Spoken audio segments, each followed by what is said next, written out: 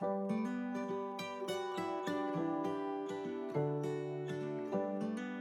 are so many different forms of life here on our Earth, and all of them are important.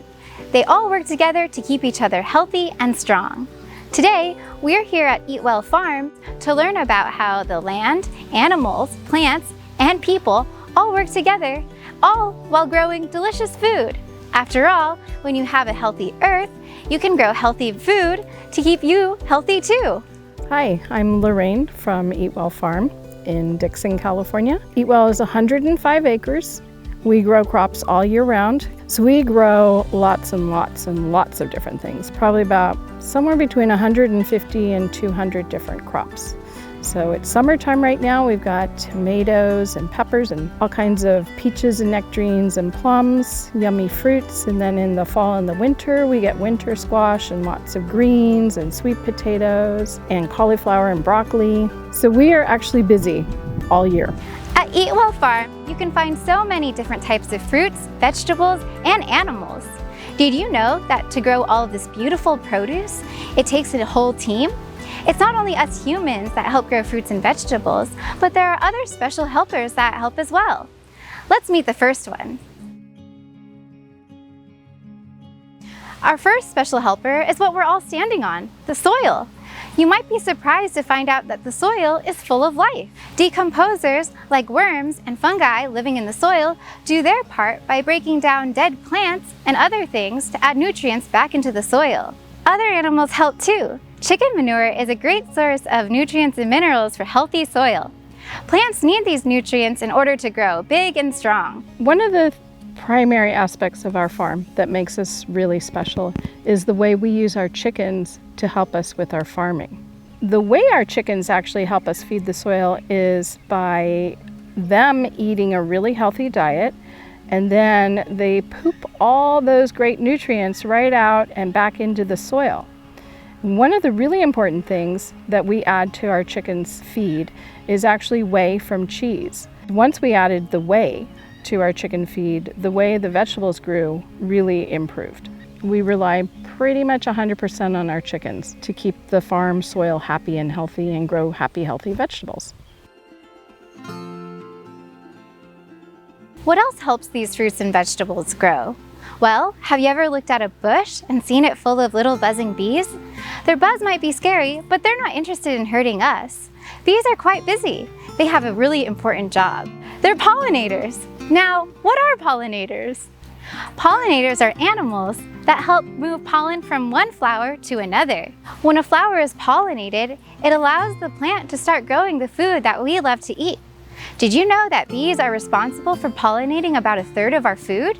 Bees aren't the only pollinators around. Birds, butterflies, bats, and even humans can help pollinate plants too. Let's see what pollinators are here at Eatwell. Because we grow vegetables and fruits all year long, that means most of our fields are actually filled with plants throughout the year. Whereas a lot of the farms in my neighborhood, they'll grow tomatoes for the summer and then their fields are empty for the next 6 or 7 months. We have rows of trees every 7 acres, which is a great habitat for the birds.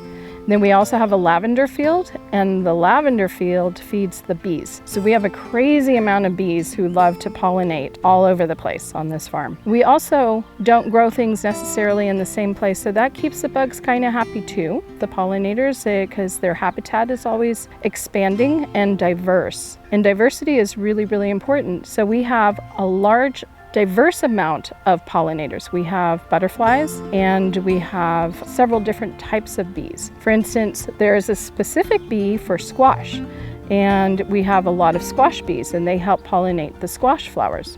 By not having empty fields all year long, we're able to keep our insects and our pollinators really happy. And also migratory birds come through. And ladybugs. Ladybugs are my favorite. They're the best because they eat the aphids. So if you don't have any pollinators, the zucchinis would never happen because they need that cross-pollination to get the zucchinis to actually grow. So you need the bugs to take the pollen from one plant to the next plant. The same thing happens with a lot of the fruits. So if we lose our pollinators, we lose our ability to grow a lot of our favorite foods. Wow, who knew that there could be so many different plants and animals all right here? All of the plants and animals that we've seen so far represent something called biodiversity. What is biodiversity? When you have a lot of diversity on your farm, then you are protecting yourself from the possibility of too many of one type of pest taking over. And the other thing too is, like behind me, we've got all these beautiful flowers that attract lots of different types of pollinators. By not growing 1 or 2 crops a year, you're creating an environment where all of the good animals want to come and live. So birds that are traveling through in the wintertime or the springtime, different bugs. We have really fat hawks because they have a lot to eat here on the farm. And not having just one crop growing invites lots and lots of friends. When there's biodiversity, that means that there are many different living things present. At Eatwell, there's a lot of biodiversity because you can see so many different plants and animals. The more biodiversity there is, the healthier the ecosystem. Well, what is an ecosystem? Just like our bodies have different parts that help it do different things, a farm also has different parts that help it do different things. All of these parts work together to make up a system. An ecosystem is a living community of plants, animals, and more in their environment, like a school or garden or this farm. A healthy, biodiverse ecosystem is important for growing delicious fruits and vegetables. In their own unique ways, all forms of life contribute to new life. A chicken will eat a plant that will eventually turn into manure that is full of nutrients for the soil. A decomposer, like a mushroom or a worm, will break down dead plant matter and other things and also return nutrients back to the soil. Plants can use those nutrients, along with the help of pollinators, to grow taller and tastier so that the cycle happens all over again. Cycles like this are happening all around us, and with our help, they can keep happening, supporting all life on Earth, including us. This concept is called sustainability. Sustainability means you want to create an environment that allows you to continue going. Ultimately, for us, what we would like is to go beyond sustainability. And with our practices with our chickens and moving crops around, growing different crops in different areas, we want to build the soil so that the soil is always improving and getting better, so that you go beyond sustaining, but actually really improving. What happens when you lose a part of our ecosystem, other things are definitely affected. Coyotes are a great example. When the ranchers eliminate too many of the coyotes, then the coyotes aren't around to eat squirrels and eat rabbits. And then we have too many squirrels and rabbits, and then they eat all of our vegetables. So we don't want too many coyotes, but we don't want to get rid of them all either.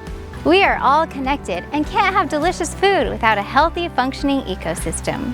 We need healthy soil systems, pollinators and other animals, and biodiversity, all working together. Don't forget, humans can help too by planting fruits and vegetables, keeping their environments clean, being kind to plants and animals, and many more things. The next time you see a bee on a flower or a worm in the soil, you can thank them for helping to grow the delicious fruits and vegetables that we all enjoy.